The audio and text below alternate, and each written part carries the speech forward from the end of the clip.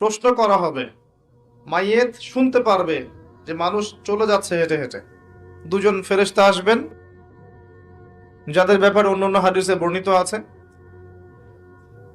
প্রথম প্রশ্ন করা হবে, তাকে উঠিয়ে বসানো হবে, মান রব্বুক, কে তোমার রব? পৃথিবীতে কেউ যদি শিরিক করে থাকে এবং শিরিকরত অবস্থায় মৃত্যুবরণ করে বিনা তওবায়, সে উত্তর দিতে পারবে না কে আমার রব। মান রব্বুক উত্তর তারাই দিতে পারবেন ইনশাআল্লাহ যারা পৃথিবীতে শিরিকবিহীন অবস্থায় মৃত্যুবরণ করবে। আর আমি অনেকদিন বলেছি, মানুষের চিন্তার মধ্যে শিরক হয়, যেটাকে আকীদাগত শিরক বলে। আমলের মধ্যে শিরক হয়, মানুষের কথার মধ্যে শিরক হয়। বেসিক্যালি এই তিন পদ্ধতিতে শিরক হয়ে থাকে। যেমন কেউ বিশ্বাস করে যে আল্লাহ বলতে কেউ নাই, নাউজুবিল্লাহ। কেউ বিশ্বাস করে যে মহাবিশ্ব আল্লাহ সৃষ্টি করেননি, বিগ ব্যাং থেকেই সৃষ্টি হয়েছে। কেউ বিশ্বাস করে যে আল্লাহ আছেন, আরো অনেক ইলাহ আছে। কেউ বিশ্বাস করে আল্লাহ ছাড়া কেউ রোগ ভালো করতে পারে, কেউ সন্তান দিতে পারে, আল্লাহ ছাড়া কেউ আমাকে পরকালে পার করিয়ে দিবে। এরকম চিন্তা চেতনা কারো যদি থেকে থাকে, এটা হচ্ছে বিশ্বাসগত শিরক। আমি কি বোঝাতে পারছি? কিছু আছে কর্মগত শিরক।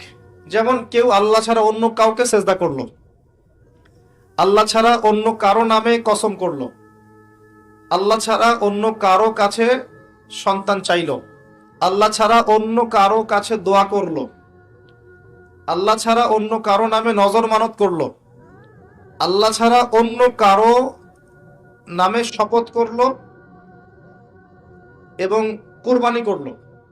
কুরবানি আল্লাহ রাব্বুল আলামিনের হালালকে হারাম করে দিল, আল্লাহর হারামকে হালাল করে নিল। তাকদীর, আল্লাহর তাকদীর, ভাগ্যকে অস্বীকার করলো। এমনকি আল্লাহর দ্বীনের জ্ঞান অর্জন করলো দুনিয়া পাওয়ার আশায়। নামাজ পড়লো মানুষকে দেখানোর জন্য, যাকাত দিচ্ছে, সাদাকা করছে মানুষের বাহবা পাওয়ার জন্য।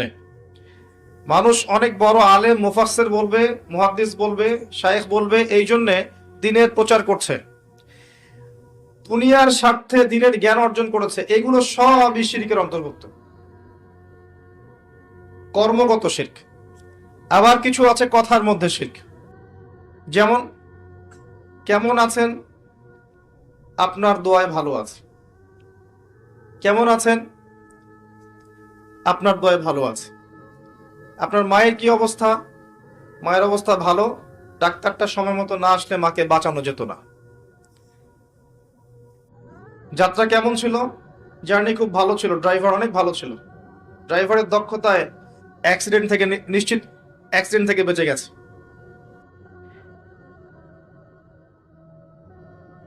আমি না থাকলে কাজটা হতো না, ভাগ্যিস আপনি ছিলেন, না হলে আমার এই বিপদ থেকে রক্ষা হতো না। প্রচুর কথা বলতে গেলে সারা রাত চলে যাবে। কথার মধ্যে বেশি শিরক হচ্ছে। এমনকি অনেক গানের লিরিক্স দেখবেন, তোমাকে ছাড়া বাঁচবো না, তুমি আমার জীবন, তুমি আমার মরণ, এ ধরনের কথা আছে না?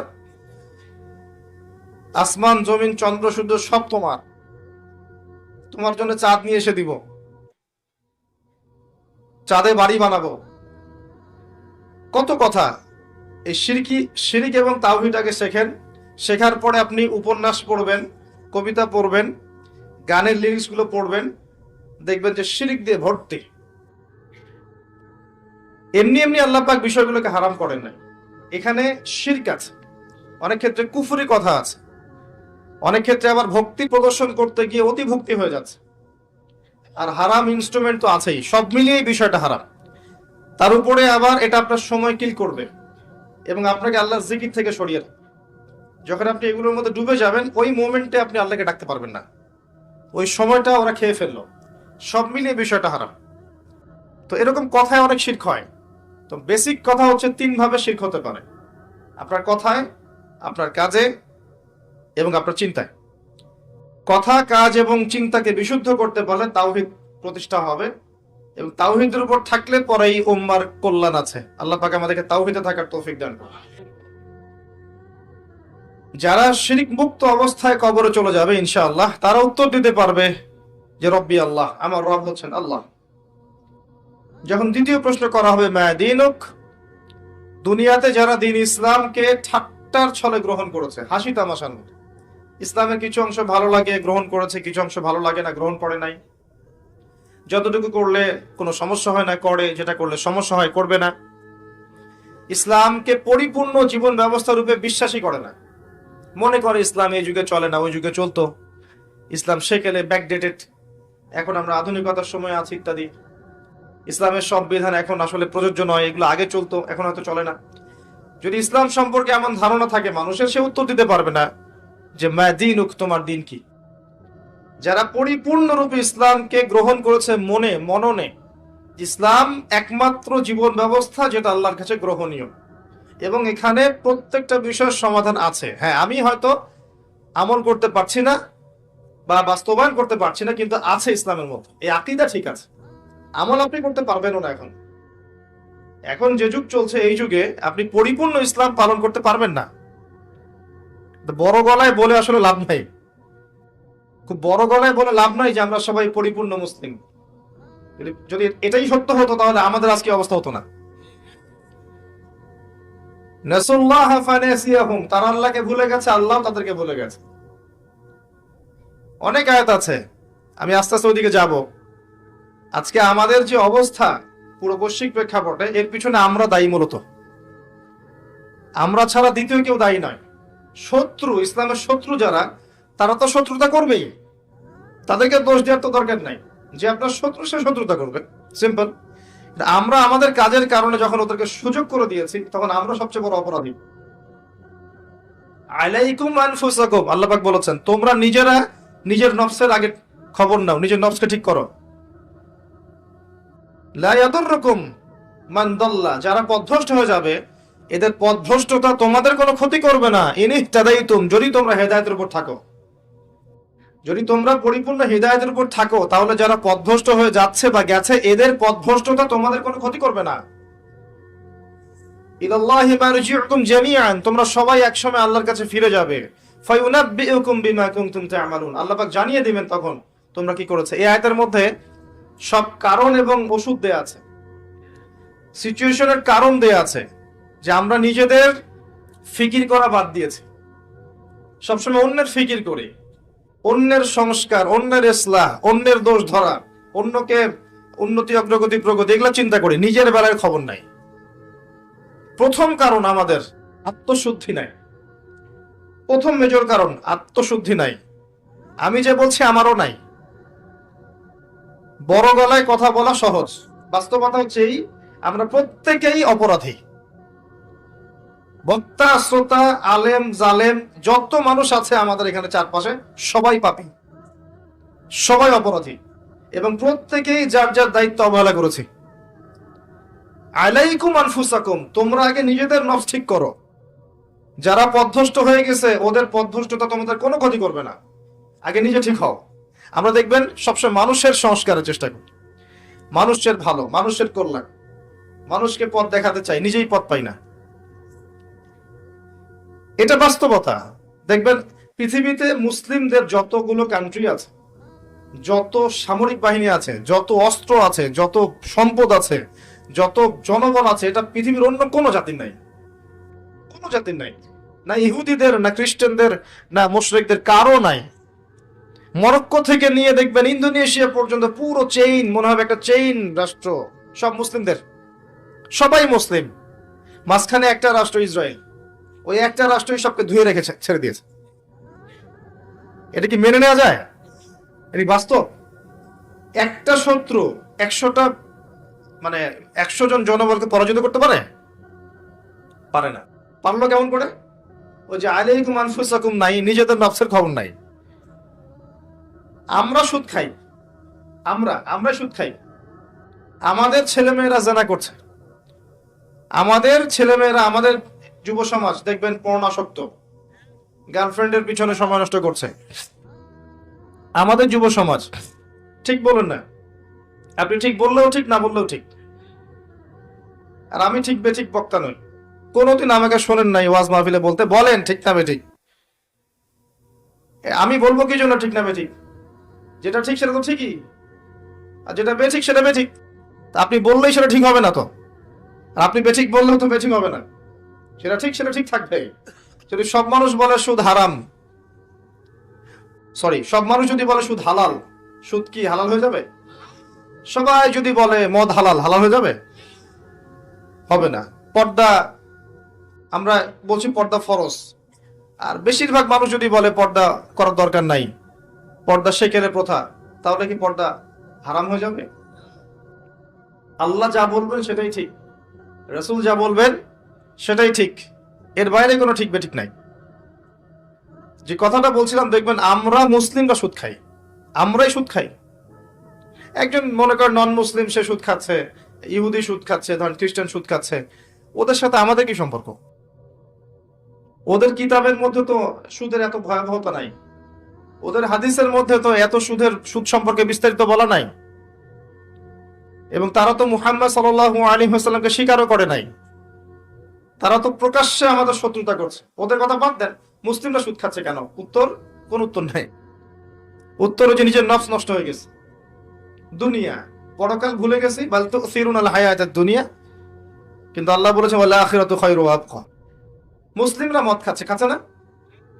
এমন মুসলিম জেনারেশন আছে না এখন, এই যে আমাদের ইয়াং জেনারেশন, এদের ম্যাক্সিমাম দেখবেন মাদকাসক্ত। মাদকাসক্ত বলতে বোঝাচ্ছি মিনিমাম স্মোক করে, এটাও তো মাদক। এখান থেকে শুরু হয়ে ইয়াবা পর্যন্ত যায়, এবং এদের মধ্যে বেশিরভাগই দেখবেন জেনারেল শিক্ষিত। মাদ্রাসার ছেলেপেলে কিন্তু এত বেশি এডিক্টেড না, খুব কম, হয়তো 1% হবে না, 2% হবে না। তাহলে কি শিক্ষা দিচ্ছি আমরা এখানে? মাদ্রাসার দিকে যে আঙ্গুল তুলছি মাঝে মাঝে, এখানে কি শিক্ষা দিচ্ছি? কলেজ ইউনিভার্সিটি তো আমরাও পড়েছি। ওই যে অনেকদিন বলেছি, এক মিস বা মহিলা টিচার ক্লাস নিচ্ছে, তো ব্ল্যাকবোর্ড বাদ দিয়ে সব ছেলেরা ম্যাডামের দিকে তাকিয়ে আছে। ছেলেদের ক্লাস নিচ্ছে মহিলা শিক্ষিকা, এবং তার মাশাআল্লাহ পোশাকও সুবহানাল্লাহ টাইপের, তো ব্ল্যাকবোর্ড দেখা বাদ দিয়ে সব ওইদিকে দেখছে। আবার আমরা দেখেছি মেয়েদের ব্যাচ, ছেলে টিচার পড়াচ্ছেন, কোচিং প্রাইভেট, মাঝে মাঝে গায়ে হাত দিচ্ছেন, বলছেন সে তো আমার মেয়ের মতো। হ্যাঁ, অনেক সময় এমনও হয়েছে ছাত্রীর সাথে স্যারের প্রেম। হাসছেন? কত ঘটনা লাগবে আপনার, কতগুলো ঘটনা লাগবে এরকম, একটা কথাও মিথ্যা বলছি না। ইউনিভার্সিটিতে আন্দোলন হয়েছে, দেখবেন যে বান্ধবীর কোলে বন্ধু মাথা রেখে আন্দোলন করছে। এটা হয় না? অনেক ক্ষেত্রে এমন হয়েছে যে এই ছেলে আর মেয়ে একসাথে পড়াশোনা করছে, এই পড়াশোনা করতে করতেই দেখবেন এক পর্যায়ে প্রেমের পরে আস্তে আস্তে সম্পর্ক গভীর হয়, পিতামাতার অমতেই অনেক ঘটনা ঘটে ফেলে। এরপরে দেখবেন একসময় ব্রেকআপ হয়ে যায়, তারপরে এই ছেলে হয় আত্মহত্যা করে অথবা মাদকের কাছে যায় ওখানে প্রশান্তি খোঁজার জন্য, যেহেতু এখানে একটা বড় ছ্যাঁকা খেয়েছে। তারপরে যাবে মাদক থেকে মিউজিক, তারপরে গুন্ডামি করবে, মাস্তানি করবে, পড়াশোনা শেষ, লাইফটা ক্র্যাশ। প্রথমে একটা মেয়েকে দেখে ক্রাশ হওয়ার পরে পুরো লাইফটাই তার ক্র্যাশ হয়ে গেল। তো এই সুযোগটা কারা তৈরি করে দিল যে সবাই একসাথে পড়াশোনা করবে? এরা যতটা না দায়ী, সিস্টেম তার চেয়ে বেশি দায়ী। যদি এমন হতো ছেলেরা ছেলেদের জায়গায় ছেলে টিচার, মেয়েরা মেয়েদের জায়গায় মেয়ে টিচার, কোনো সমস্যা ছিল? উন্মুক্ত করে দিলেই সমস্যা হচ্ছে। তো মুসলিমরা উন্মুক্ত করছি, আমরা মুসলিমরা উন্মুক্ত করছি, এবং এখানে যদি কেউ হিজাব বা ইসলাম মেনে চলতে চায় তাকে অনুৎসাহিত করছে।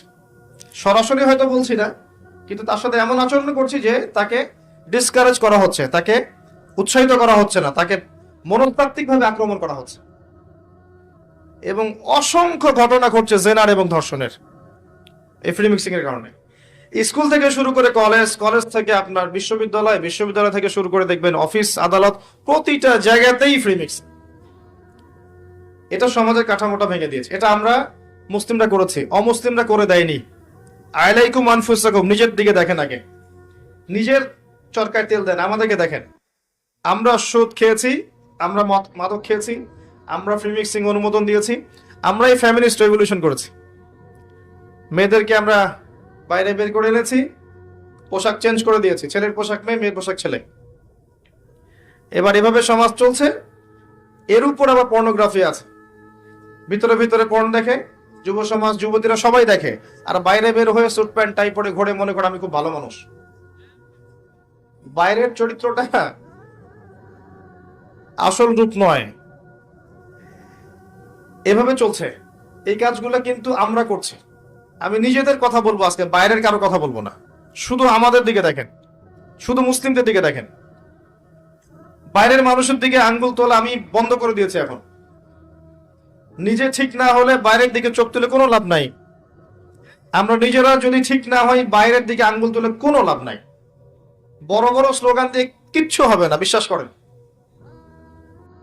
ইসলামের অনেক চূড়ার ইবাদত আছে, ভিত্তি ঠিক না করলে চূড়ার ইবাদত করে লাভ হবে না। একটা বাড়ি তৈরি করছেন, 20 তলা ফাউন্ডেশন দিয়েছেন, একটা ফাউন্ডেশন ঠিক নাই, তাহলে আমি কি ছাদ বসাতে পারবো? ফাউন্ডেশন ঠিক নাই। মুসলিমদের ম্যাক্সিমাম দেখবেন আকীদা ঠিক নাই, কোনটা শিরক কোনটা তাওহীদ বুঝতে পারে না।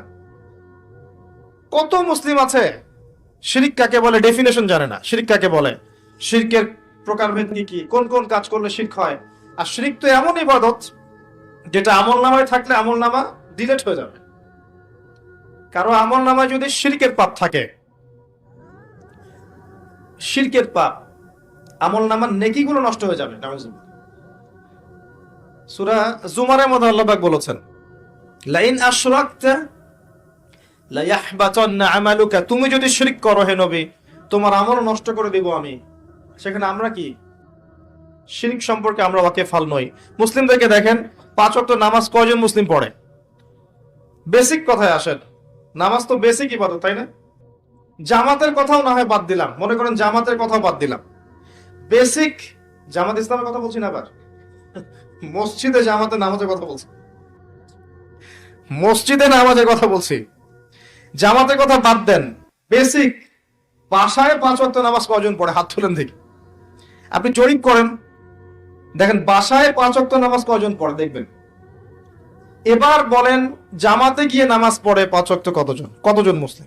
আবার দেখবেন ফজর এশা জামাত কতজন পড়ে। নামাজটা দেখেন, নফল সুন্নত মোস্তাহাব পরে আসেন, ফরজ নামাজের কথায় আসেন। ফরজ জিনিস যে মুসলিম নারীরা পর্দা করবে, সিম্পল। এটা আমাদের পোশাক, মানে আমরা যেমন এই যে গেঞ্জি পরি, শার্ট প্যান্ট পরি, নর্মালি হচ্ছে মেয়েদের পোশাক হচ্ছে মেয়েরা পর্দা করবে। এটা আল্লাহ নর্মাল পোশাক দিয়েছেন। আর যারা নর্মাল পোশাকটা পরছেন এরা পশু। পশু নিজের সতীত্ব বুঝবে না, সে তার সম্ভ্রম বুঝবে না। একজন মানুষ তো বুঝবে তার সম্ভ্রম কি জিনিস। আপনি সতর ঢেকে রাখেন, রাখেন না? এটা নর্মাল পোশাক, সাধারণ পোশাক। তাদের পুরো দেহটাই তো সতর, ওটা ঢেকে রাখবে, পর্দা করবে, সতর, স্বাভাবিক, এটা নর্মাল। কতজন মুসলিম নারী এখন পর্দা করে এটা দেখবেন। তবে আপনাদের এদিকে পর্দার প্রচলন বেশি, এটা আমি জানি, আলহামদুলিল্লাহ, এটা আল্লাহ শুকরিয়া। তবে দিন দিন মেয়েদের পর্দা বাড়ছে, এটা ঠিক। যতই মেয়েদেরকে বেপর্দা করার চেষ্টা করা হচ্ছে, আলহামদুলিল্লাহ মেয়েদের বোরখার সংখ্যা বাড়ছে। কি বোরখা পড়ছে সেটা পরের কথা, বোরখার সংখ্যা বাড়ছে। এরপরে যারা পড়ছে ওদেরকে আমরা রিকোয়েস্ট করব যে ডিজিটাল বোরখাটা ছেড়ে দেন, যেটা যেটা পরে আপনার দেহের কাঠামো বোঝা যায়, এটা ছেড়ে দেন। ছেড়ে দিয়ে এমন একটা বোরখা বানান যেটা ঢিলে ঢালা, যেটা পরলে আপনার দেহের কাঠামো বোঝা যায় না। উৎসাহিত করেন, যেহেতু তারা পড়েছে, সেলোয়ার কামিজ থেকে এই বোরখা এসেছে, ইনশাল্লাহ এই বোরখা থেকে খাস পর্দাও যাবে ইনশাল্লাহ। উৎসাহিত করা উচিত। এবং কোন কোন ক্ষেত্রে তারা ইমানের দিক থেকে পুরুষদের অগ্রগামী। হ্যাঁ, অনেক ক্ষেত্রে এমন আছে, আমরা ওদেরকে সুযোগ দেই না বলে। অনেক ক্ষেত্রে মেয়েরা অনেক বেশি স্ট্রং ইমানের দিক থেকে। কয়দিন আগে একজন প্রমাণ করে দেখালো না? দিন দিন ছেলেরা মেয়ে হচ্ছে সাইকোলজিক্যালি, আর মেয়েরা ছেলে হচ্ছে। এখনকার যুব সমাজকে দেখবেন, কথাবার্তা, চাল চলন, ওঠা বসা, পোশাক আশাক, মানে চলন বলন, সব দিক থেকে নারী নারী ভাব একটা। গলার ভয়েস, কথা বলার স্টাইল, পোশাক আশাক, অঙ্গভঙ্গি, রুচিবোধ সব দেখবেন মেয়েদের মতো হয়ে গেছে। পুরুষের সেই গায়রত, শৌর্যবীর্য, ব্যক্তিত্ব, গলার ভয়েস কিছুই নাই, দেখবেন, খেয়াল করে দেখেন। আর মেয়েদেরকে দেখবেন তারা দিন দিন ছেলের মতো শেপ নিচ্ছে, ওদের গলা ভয়েস চেঞ্জ হচ্ছে, অ্যাটিটিউড চেঞ্জ হচ্ছে, বডি ল্যাঙ্গুয়েজ চেঞ্জ হচ্ছে, পোশাক চেঞ্জ হচ্ছে, এবং সমাজে পুরুষদের জায়গায় তারা চলে আসছে। মাশাআল্লাহ, এটা আমাদের জন্য অপমানজনক। এবং অনেক ক্ষেত্রে ইমানের ক্ষেত্রে তারা পুরুষদের অগ্রগামী হয়েছে, এটা আমরা বুঝতে পারছি দিন দিন। যখন পুরুষদের গায়রত কমে যাবে, আল্লাহ পাক মেয়েদের হাতে পতাকা দিবেন ইনশাআল্লাহ। দেখেন, একজন নারী ইসমাইল আলাইহিস সালামের মতো সন্তান জন্ম দিতে পারে। একজন নারী, একজন মুত্তাকি দিনদার মেয়েই পারবে ওমর রাদিয়াল্লাহু আনহু, খালিদ বিন ওয়ালিদ রাদিয়াল্লাহু আনহু তাদের মতো প্রজন্ম জন্ম দিতে। যাই হোক, আমি যে কথাটা বলতে চাচ্ছিলাম যে প্রবলেমস আমাদের মধ্যে আছে। আমরা শিরক করছি, আমরা বেদাত করছি, আমরাই করছি। আমাদের যুব সমাজ সুন্নত চিনে না, তাওহীদ চিনে না। 5 ওয়াক্ত নামাজ পড়া মানুষের সংখ্যা দিন দিন কমেছে। 5 ওয়াক্ত নামাজ জামাতে পড়ার মানুষের সংখ্যা কমেছে। দেখবেন ম্যাক্সিমাম মুসলিম কোরআন তেলাওয়াত করতে জানে না। বিশ্বাস করছেন আপনি? ম্যাক্সিমাম মুসলিম কোরআনুল কারীম রিডিং পড়তে জানে না। আবার যারা জানে তাদের মধ্যে অনেকেই, বেশিরভাগই দেখবেন অর্থ বোঝে না। হ্যাঁ, এমন শত শত হাফেজ আছেন যারা কোরআনের অর্থ জানেন না। এমন অনেক মুসলিম আছেন যারা কোরআন চোখেও পর্যন্ত দেখে নাই। এমনও প্রজন্ম আছে। হ্যাঁ, এটা আমাদের অবস্থা। এর উপরে কোরআনের আদেশ মানা, নিষেধ, বর্জন করা, এগুলো তো অনেক দূরের কথা। কতজন মুসলিম পার্ট টাইম, পার্ট টাইম বোঝেন? আংশিক, ফুল টাইম না, পার্ট টাইম। কতজন মুসলিম পার্ট টাইম ইসলামের দাওয়াত দেয়? বলেন তো, কতজন মুসলিম পার্ট টাইম ইসলামের দাওয়াত দেয়? আপনারা আমাদের অবস্থার দিকে তাকান। এ দেখেন, তাওহীদ, সুন্নত, আপনার নামাজ, আপনার অর্থনৈতিক জীবন, পর্দা, যুব সমাজ, প্রতিটা ক্ষেত্রে দেখবেন আমরা পিছিয়ে পড়েছি। তো আল্লাহ যে বলেছেন আলাইকুম আনফুসাকুম, তোমরা নিজেদের অবস্থাকে ঠিক করো। নিজের অবস্থা ঠিক না করলে কি আমাদের দ্বারা অন্যের সংস্কার হবে? একজন ব্যক্তি যদি ঠিক না হয়, কখনো পরিবার ঠিক হবে? পরিবারগুলো ঠিক না হলে সমাজ কখনো ঠিক হয়? আর সমাজ নেই তো রাষ্ট্র, রাষ্ট্র নেই তো বিশ্ব। মূল কথা ব্যক্তির দিকে ফিরে আসে। মানুষ মনে করে একজন ব্যক্তি চেঞ্জ হলে আর এমন কি হবে। না ভাই, একটা বাতি থেকে আরেকটা বাতি জ্বলবে, আরেকটা বাতি থেকে আরেকটা বাতি জ্বলবে। এভাবেই দেখবেন আস্তে আস্তে আলোকিত হবে পরিবেশটা, অন্যথায় হবে না। রাসূলুল্লাহ সাল্লাল্লাহু আলাইহি ওয়াসাল্লাম মক্কার 13 বছর ধরে একটা একটা করে বাতি জ্বালিয়েছেন। জ্বালান নাই? এই বসেন এখানে, কি সমস্যা আপনার? এ ফটো সেশন করতে আসছেন এখানে? আশ্চর্য একটা ব্যাপার। এখানে কোরআনের কথা হচ্ছে, হাদিসের কথা হচ্ছে, আপনি পিকচার তুলছেন। সুবহানাল্লাহ, এই হচ্ছে অবস্থা। আল্লাহ পাক সূরা আরাফে বলেছেন, ওয়ালাকাদ যারানা লিজাহান্নামা কাসীরাম মিনাল জিন্নি ওয়াল ইনস লাহুম কুলুবুন লা ইয়াফকাহুনা বিহা। প্রচুর মানুষ আর জিনকে দিয়ে আমি জাহান্নাম পূর্ণ করব। কি অপরাধ? কলব দিয়েছিলাম, উপলব্ধি করতো না। যতগুলো কথা বলেছি একটাও কানে ঢোকে নাই। কুলুবুন লা ইয়াফকাহুনা বিহা, হৃদয় দিয়েছি, উপলব্ধি করে না। ওয়ালাহুম আযানুন লা ইয়াসমাউনা বিহা, কান দিয়েছি, শোনে না। ওয়ালাহুম আ'য়ুনুন লা ইউবসিরুনা বিহা, চোখ দিয়েছি, দেখে না। উলাইকা কাল আনআম, আল্লাহ পাক বলেছেন এরা হচ্ছে গবাদি পশুর মতো। দে জাস্ট লাইক ক্যাটলস, গবাদি পশু। বাল হুম আদল, বরং তার চেয়েও নিকৃষ্ট। ওয়া উলাইকা হুমুল গাফিলুন, গাফিল সম্প্রদায়। আল্লাহ বলেছেন এই আয়াতের মধ্যে। মুসলিমদের অবস্থা আজকে এমন, কর্ণগুহরে কথা ঢোকে না, হৃদয়ের মধ্যে কথা প্রভাব ফেলে না। চোখ আছে, আল্লাহ চোখ দিয়েছেন, দেখে না। সারা দিন লৌকিকতা নিয়ে ব্যস্ত হয়ে আছে, বেসিক কোনো কাজই নাই। আমি বেসিকের কথা বলেছি না, 5 ওয়াক্ত সালাত। আপনি জরিপ করে দেখেন কতজন মানুষ নামাজ পড়ে, কতজন মুসলিম কোরআন তেলাওয়াত করতে পারে, জরিপ করে দেখেন। জরিপ করে দেখেন সুদ ছাড়া কতজন মানুষ চলছে, কয়জন মানুষের পরিবারে হালাল রিজিক যাচ্ছে, কতজন পরিবার, মুসলিম পরিবারের মেয়েরা পর্দা করে, কতটা মুসলিম পরিবারের ছেলেরা অজুর ফরজ কয়টা সেটা জানে। বিবিএমবি ডক্টরেট সব করে শেষ করে ফেলেছে, ওযুর ফরজ কয়টা বলতে পারবে না, নামাজের ওয়াজিব কয়টা, ফরজ কয়টা, আহকাম আরকাম কিছুই বলতে পারবে না, যাকাত দিতে হয় কিভাবে নিসাব সেটাও বলতে পারবে না। এই মুসলিমদের এই অবস্থা। বড় বড় স্বপ্ন দেখছেন, দিন কায়েম, জিহাদ, খেলাফত, কিচ্ছু সম্ভব না এখন মুসলিমদের দ্বারা। এগুলোর কিছু সম্ভব না, এই প্রজন্ম দ্বারা অন্তত পক্ষে সম্ভব না। আল্লাহ পাক এমন প্রজন্ম নিয়ে আসবেন ইনশাল্লাহ, যারা এমন গবাদি পশু হবে না, তাদের হাতে আল্লাহ পাক এই দায়িত্বগুলো দিবেন ইনশাআল্লাহ। আমাদের দ্বারা এগুলো হবে না। আমরা এখন যে হালতে আছি, এই হালতে আমাদের পক্ষে সম্ভব না। আল্লাহ রাব্বুল আলামিন কোরআনে বলেছেন, ওয়াইন তাতাওয়াল্লাউ ইস্তাবদিল কওমান গায়রাকুম, তোমরা যদি দায়িত্ব পালন করতে না পারো, তোমরা যদি তোমাদের উপর অর্পিত দায়িত্ব পালন না করো, আল্লাহ পাক অন্য কওমকে তোমাদের জায়গায় নিয়ে আসবেন। সুম্মা লা ইয়াকুনু আমসালাকুম, এরা তোমাদের মতো এরকম অপদার্থ হবে না। সুম্মা লা ইয়াকুনু আমসালাকুম, এরা তোমাদের মতো অপদার্থ হবে না। দিনের বেসিক ঠিক নাই ভাই, আমাদের দিনের বেসিক জিনিস ঠিক নাই, আমাদের কারো পরিবারের আদর্শ ঠিক নাই। আমরা মনে করছি যে আমাদের পরিবারগুলো সব জান্নাতের টুকরা, প্রত্যেকটাই জাহান্নামের টুকরা, ইল্লা মাশাআল্লাহ। আর যারা সঠিক দিনের উপর আছে, এদের সংখ্যা নিতান্তই নগণ্য। ম্যাক্সিমাম ক্ষেত্রে দেখবেন অর্থনীতির ক্ষেত্রে আমাদের হালাল হারামের বালাই নাই, সুদে ভর্তি, ঘুষে ভর্তি, দুর্নীতিতে ভর্তি, আত্মসাতে ভর্তি। আমাদের ইকোনমিক সিস্টেমও ঠিক নাই। সোশ্যালি আমাদের বন্ধন ভেঙে গেছে, খেয়াল করে দেখবেন। আত্মীয়তার সম্পর্ক নষ্ট হয়ে যাচ্ছে, ভাই ভাইকে হত্যা করছে, বাবা বাবা মাকে সম্মান করছে না, ছেলেরা বৃদ্ধাশ্রমে রাখছে, লাইভে এসে আত্মহত্যা করে যায়। কি অবস্থা একটা সমাজের! আত্মীয়তার সম্পর্ক ঠিক নাই, প্রতিবেশীর হক ঠিক নাই, বোনকে সম্পত্তির অধিকার দেয় না, কিছুই ঠিক নাই। বাইরের চোখ দিয়ে দেখলে মনে হয় সব ঠিক আছে, আসলে কিছুই ঠিক নাই। আরো উপরের লেভেলে তো যেতে যাচ্ছি না আমি।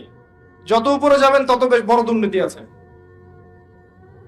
বেসিক একদম তলা ফাঁকা আমাদের। আর আমরা এখানে আইওয়াশ নিয়ে পড়ে থাকি, শোডাউন নিয়ে পড়ে থাকি, আমরা মৌখিকতা নিয়ে পড়ে থাকি। ইভেন এই চেয়ারগুলোতে আমরা যারা বসছি, এরা আরো বড় বিপদে আছে। এই চেয়ারগুলোতে যারা বসছে এরা আরো বড় বিপদে আছে। কারণ এই চেয়ার থেকে অনেক বড় দায়িত্ব আল্লাহ পাক দিয়েছেন, যার বিন্দু মাত্র আমি আদায় করতে পারি না, কিছুই করতে পারি না। এই কথাগুলো বলছি অত্যন্ত দুঃখ নিয়ে, ক্ষোভ নিয়ে। এখানকার হক আমরা যাররা পরিমাণ আদায় করতে পারি না। মানুষ এই চেয়ারগুলোর দিকে তাকিয়ে থাকে জ্ঞানের জন্য, পথের জন্য, আমরা দিতে পারি না। দিতে পারবো কি? একজন তো আরেকজনের পিছনে লেগে থাকি, একজন একজনের পিছনে, আরেকজনের পিছনে সারাদিন গীবত আর তহমত আর সমালোচনা, কাদা ছোড়াছড়ি করতে করতে উম্মাকে বিভক্ত করে রেখে দিয়েছে। ইল্লা মাশাআল্লাহ, কিছু মানুষ অবশ্যই আছেন যাদেরকে আপনি এত বেশি ফেসবুকে দেখবেন না, ইউটিউবে দেখবেন না, দেখবেন রাতের অন্ধকারে তারা তাহাজ্জুদের নামাজে দাঁড়িয়ে আছে, আল্লাহর কাছে কান্নাকাটি করছে। ওইসব ওলামায়ে কেরামকে দেখতে পারবেন না। তারা আছে বলেই হয়তো এখন পর্যন্ত সব ঠিকই আছে, আল্লাহু আ'লাম। তারা দোয়া করেন, মাদ্রাসা চালান, ছাত্র তৈরি করেন, আলেম তৈরি করেন, তারা পরবর্তীতে মানুষকে ভালো কিছু দেয়। তারা এত লৌকিকতার প্রদর্শন করে না। পরকালের সেলিব্রিটি আসল সেলিব্রিটি, দুনিয়ার সেলিব্রিটিজমের কোনো দাম নাই। আমাদের কমন সেন্স গুলো দিন দিন নষ্ট হয়ে যাচ্ছে, জানেন? আমাদের কমন সেন্স গুলো কমে যাচ্ছে। দেখবেন আপনার বাড়ির পাশে জোরে গান বাজছে, আপনি গিয়ে বলবেন ভাই একটু কমায় দেন, আরো জোরে বাড়াই দিবে। রাস্তা দিয়ে একটা মেয়ে যাচ্ছে, দেখবেন ওড়নাটা গাড়ির সাথে পেঁচিয়ে মেয়েটা পড়ে গেছে, দেখবেন মানুষ হা করে হাসছে। খেয়াল করে দেখবেন, মানুষ হাসবে। কমন সেন্স নাই, একটা মেয়ে বিপদে পড়ছে, ওকে দেখে হাসবে, এরকম হচ্ছে। কমন সেন্স একেবারে কমে গেছে আমাদের। দেখবেন মুসলিমরা ইবাদত করতে গিয়ে আবার দেখবেন এমন কিছুর সেজদা করছে যার নিজেরই পরকালে ঠিক নাই। প্রকৃতি পূজা শুরু করছে মুসলিমরা, এখন জড়বস্তুর পূজা শুরু করছে মুসলিমরা নিজেদের ধর্মের দায়িত্ব এমন কিছু মানুষের হাতে অর্পণ করেছে যে মানুষগুলো ধর্ম বোঝে না। কমন সেন্স নষ্ট হয়ে গেছে।